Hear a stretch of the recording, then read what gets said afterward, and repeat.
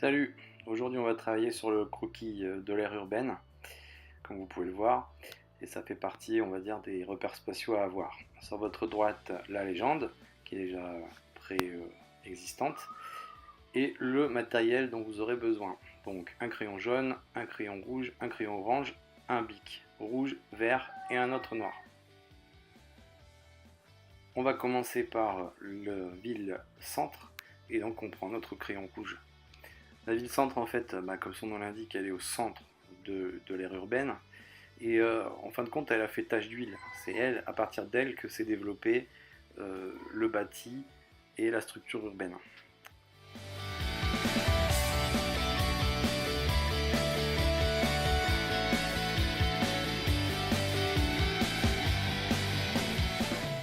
Voilà, et donc on n'oublie pas de colorier le cartouche de légende, sinon eh bien, la carte n'est pas complète.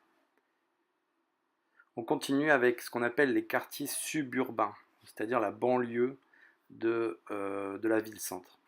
Donc bien entendu, elles entourent comme une espèce, je vous l'ai parlé, je vous en ai parlé tout à l'heure de tache d'huile, la ville centre. On va entourer cet espace donc en orange.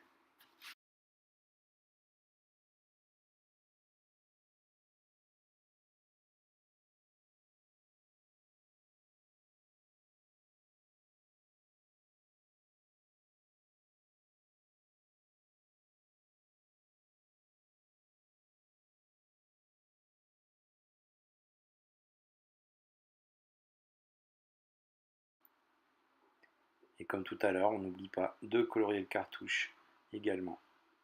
Alors la particularité, c'est que la ville centre et les quartiers suburbains, ou la banlieue, forment en fait un seul aujourd'hui ensemble qu'on appelle le pôle urbain. Alors sur votre croquis, l'accolade elle est un peu plus rapprochée, mais on va tout simplement noter avec le bic noir, puisque la couleur là ici sur la légende est noire, on écrit pôle urbain.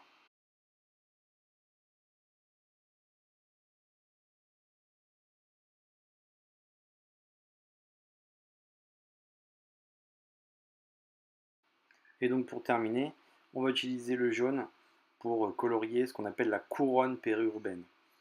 Donc la couronne périurbaine, ça concerne finalement tous les espaces ruraux dans lesquels finalement la ville s'étend, la ville grignote du terrain sur des espaces ruraux.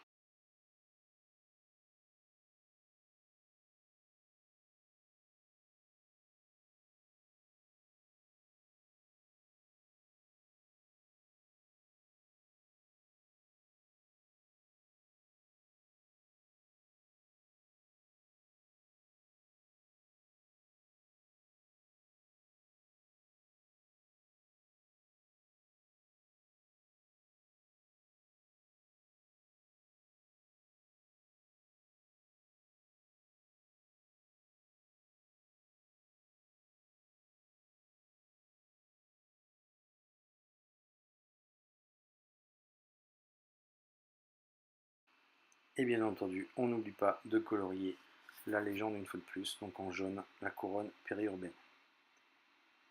Bien, il commence à prendre forme ce croquis.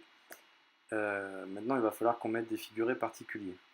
Bien entendu, les petits noyaux de ville qui ont été créés dans les espaces périurbains, eh bien, ce sont les communes périurbaines. Nous, on va être simple, on va faire ça avec le bic vert, des petites espèces de croix, d'étoiles vertes.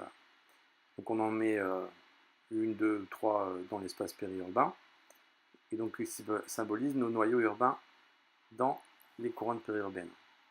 Ensuite, on a notre dernière partie donc de l'aire urbaine, le pôle urbain et la couronne périurbaine, et il faut qu'on symbolise donc l'étalement urbain.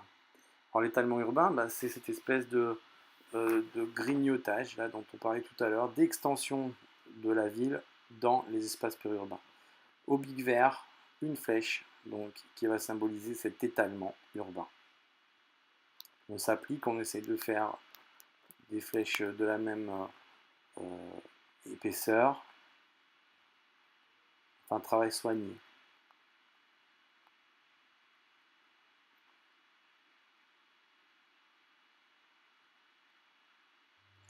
Enfin, pour terminer, il faut qu'on parle de mobilité, parce que vous le savez bien, Le gros problème de cet étalement urbain, eh bien, et du moins c'est ce qui a permis du moins cet étalement urbain, c'est le fait qu'on puisse rejoindre le centre-ville et les couronnes périurbaines assez rapidement par des réseaux de transport et particulièrement des voitures individuelles. Donc là, on va prendre donc ces doubles flèches rouges pour relier la ville-centre aux communes périurbaines.